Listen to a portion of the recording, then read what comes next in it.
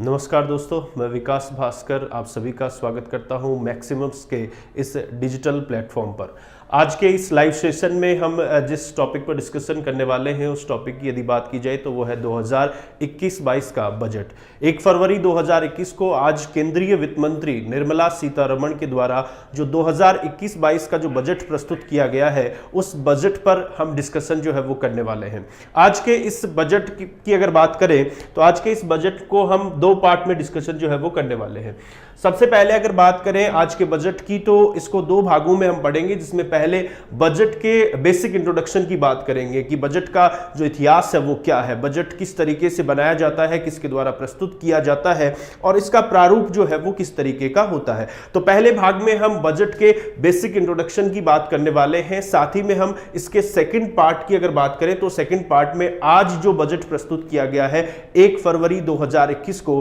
केंद्रीय वित्त मंत्री निर्मला सीतारमण ने जो 2021-22 का जो बजट प्रस्तुत किया है, इस बजट में कौन कौन सी महत्वपूर्ण घोषणाएं केंद्रीय वित्त मंत्री के द्वारा जो है वो की गई है, उन सभी पर विस्तार से जो है वो डिस्कशन करने वाले हैं। तो आज के इस लाइव सेशन की हम शुरुआत करें उससे पहले आप इस वीडियो को ज्यादा से ज्यादा जो है वो शेयर कीजिए, ताकि ज्यादा से ज्यादा आपके फ्रेंड्स के साथ बजट से संबंधित महत्वपूर्ण जानकारियां जो है वो पहुंच सकें। तो शुरुआत करते हैं इसके पहले पार्ट से। हम तो पहले पार्ट में मैंने बताया कि बजट के इस पहले पार्ट में हम डिस्कशन करेंगे बजट के बेसिक इंट्रोडक्शन की। तो बजट के बेसिक इंट्रोडक्शन की अगर बात करें तो इसमें हम समझने की कोशिश करेंगे कि बजट क्या है और इसको किस तरीके से तैयार किया जाता है। तो सबसे पहले इसकी कुछ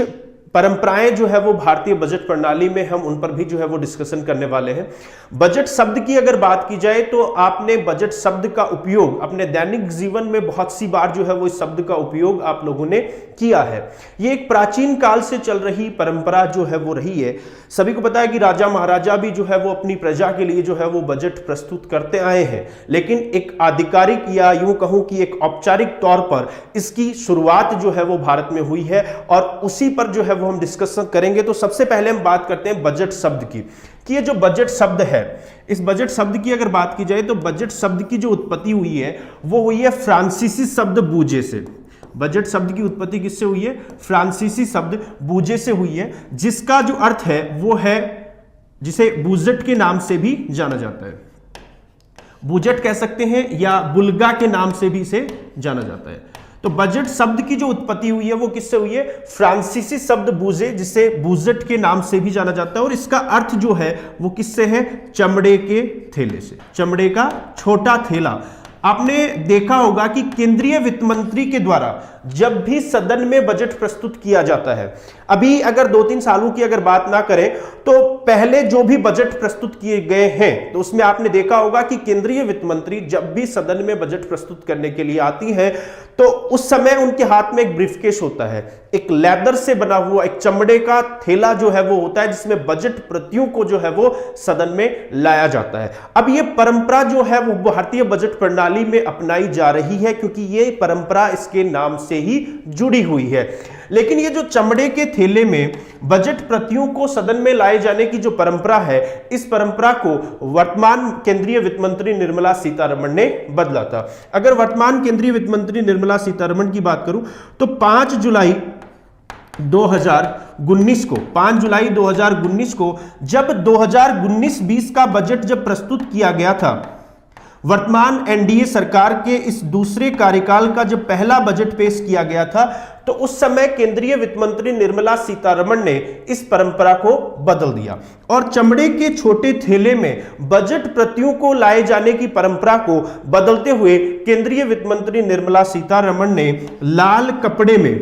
लाल कपड़े में लपेटकर जो है वो बजट प्रतियों को सदन में लाए जाने की एक नई परंपरा की शुरुआत केंद्रीय वित्त मंत्री के द्वारा की गई। उन्होंने कहा कि जो ब्रिटिश काल के समय से जो परंपरा चल रही थी उस परंपरा को बदलने की आवश्यकता है, और उन्होंने बदलते हुए लाल कपड़े में लपेटकर बजट प्रतियों को सदन में लाए जाने की एक नई परंपरा की शुरुआत की। यहां पर जब हम परंपराओं की बात कर रहे हैं कि बजट से संबंधित कुछ परंपराएं जो भारतीय बजट इतिहास से जुड़ी हुई हैं, ठीक उसी तरीके से एक और परंपरा है जो आज भी भारतीय बजट प्रणाली में अपनाई जाती है और उस परंपरा को कहा जाता है हलवा रस्म। अब हलवा रस्म की अगर बात की जाए कि हलवा रस्म भारतीय बजट प्रणाली में कब अपनाई जाती है, अगर इसका जिक्र करें तो हलवा रस्म औपचारिक रूप से जब बजट की प्रिंटिंग का कार्य किया जाता है, यानी जब बजट की छपाई का कार्य जब किया जाता है तो केंद्रीय वित्त मंत्री स्वयं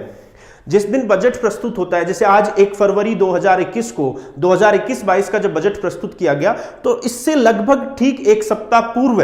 इसकी प्रिंटिंग का कार्य किया जाता है वित्त मंत्रालय की प्रिंटिंग प्रेस में। और जिस दिन आधिकारिक रूप से छपाई का कार्य शुरू किया जाता है उस दिन केंद्रीय वित्त मंत्री स्वयं मंत्रालय के कर्मचारी जो बजट निर्माण से और उसकी छपाई से जुड़े होते हैं उन कर्मचारियों को स्वयं केंद्रीय वित्त मंत्री जो है वो हलवा परोसकर आधिकारिक रूप से बजट की छपाई का कार्य औपचारिक रूप से शुरू करवाते हैं। लेकिन साल 2021 में जब 2021-22 का बजट प्रस्तुत किया गया तो आपको एक नई चीज देखने को मिली है। इस साल भारतीय बजट इतिहास में पहली बार ऐसा हुआ है जब बजट की छपाई का कार्य नहीं किया गया, यानी पेपर पर उसकी प्रिंटिंग का कार्य नहीं किया गया। और भारतीय बजट इतिहास में पहली बार ऐसा हुआ जब बजट को डिजिटल स्वरूप में प्रस्तुत किया गया। आज केंद्रीय वित्त मंत्री निर्मला सीतारमण ने जब बजट प्रस्तुत किया तो उन्होंने मोबाइल टैब का इस्तेमाल किया और एक डिजिटल स्वरूप में बजट को उन्होंने प्रस्तुत किया। इसके पीछे जो कारण दिया गया वो कहा गया कि कोरोना वैश्विक महामारी को ध्यान में रखते हुए पहली बार भारत में डिजिटल स्वरूप में बजट सरकार प्रस्तुत करने जा रही है। अब वर्तमान में तो कोविड की वजह से ऐसा हुआ है, लेकिन जिस तरीके से सरकार डिजिटल इंडिया या डिजिटल चीजों को प्रमोट कर रही है, संभवतः आने वाले सालों में भी ऐसा हो सकता है कि आने वाले सालों में भी जब बजट प्रस्तुत किया जाए तो इसी स्वरूप को सरकार आधिकारिक रूप से अपना सकती है। ये तो इससे जुड़ी हुई कुछ परंपराओं की हमने बात की, बजट से संबंधित जो कुछ परंपराएं थी उनका हमने जो है वो जिक्र किया। इसके अलावा अगर बात करें बजट के संवैधानिक प्रारूप की कि क्या बजट का उल्लेख भारतीय संविधान में भी कहीं जो है वो किया गया है, इससे संबंधित अगर डिस्कशन किया जाए, क्या संवैधानिक परिप्रेक्ष्य में बजट का कोई महत्वपूर्ण चीजें संविधान के अंतर्गत भी शामिल की गई हैं, तो प्रत्यक्ष रूप से अगर मैं बात करूं तो प्रत्यक्ष रूप से तो भारतीय बजट शब्द का जो है, बजट शब्द का जो उपयोग है वो संविधान में नहीं है, लेकिन अनुच्छेद 112 में वार्षिक वित्तीय विवरण का जिक्र किया गया है। वार्षिक वित्तीय विवरण से संबंधित जिक्र जो है वो इसके अंतर्गत किया गया है, जिसमें कहा गया है कि बजट का जो अर्थ है वो किससे संबंधित है, आगामी वित्त वर्ष में, जो आगामी वित्त वर्ष है उस आगामी वित्त वर्ष में पूर्व अनुमानित आय और पूर्व अनुमानित व्यय के उल्लेख से इसका संबंध है। अब बजट जो होता है वो आगामी वित्त वर्ष के लिए होता है। जैसे वर्तमान में वित्त वर्ष चल रहा है 2020-21, अब बजट जो प्रस्तुत किया गया है वो किया गया है 2021-22 के लिए। तो 2021-22 के लिए वर्तमान में बजट पेश किया गया है, तो इसमें वर्तमान सरकार के जो इनकम के जो भी सोर्सेस हैं, आय के जो भी स्रोत हैं, उससे सरकार को कितनी आय होगी और सरकार के जो भी एक्सपेंडिचर है वो कहां, उसमें कितना एक्सपेंडिचर होगा, जितना खर्चा होगा उसका उल्लेख इसमें किया जाता है। और इसका क्या कर सकते हैं, पहले से एक प्रिडिक्शन कर सकते हैं, एक पूर्व अनुमान लगा सकते हैं। सटीक कुछ चीजें नहीं कह सकते, एक पूर्व अनुमान का प्रारूप जो है वो बजट में होता है। अब जैसे पिछले साल सरकार ने जो है वो प्रारूप बजट का पेश किया, उसमें जितना आय और जितना खर्चे का सरकार ने विवरण किया था, संभवतः कोविड वैश्विक महामारी की वजह से वो उस तरीके से चीजें नहीं हो पाई, जैसे जीएसटी रेवेन्यू सरकार का गिरा लॉकडाउन की वजह से। तो एक पूर्व अनुमान सरकार लगाती है कि सरकार को आगामी वित्त वर्ष में कितनी आय होगी और कितना सरकार के द्वारा खर्चा किया जाएगा, कितने एक्सपेंडिचर सरकार के होंगे, उसी का उल्लेख जो है वो बजट के अंतर्गत सरकार के द्वारा किया जाता है। तो संविधान के अनुच्छेद 112 में वार्षिक वित्तीय विवरण का प्रारूप जो है वो किया गया है, जिसमें कहा गया है कि बजट का अर्थ आगामी वित्त वर्ष में पूर्व अनुमानित आय और पूर्व अनुमानित व्यय के उल्लेख से इसका संबंध है। यह हमने इसके संवैधानिक परिप्रेक्ष्य के संदर्भ में जो है वो बात की।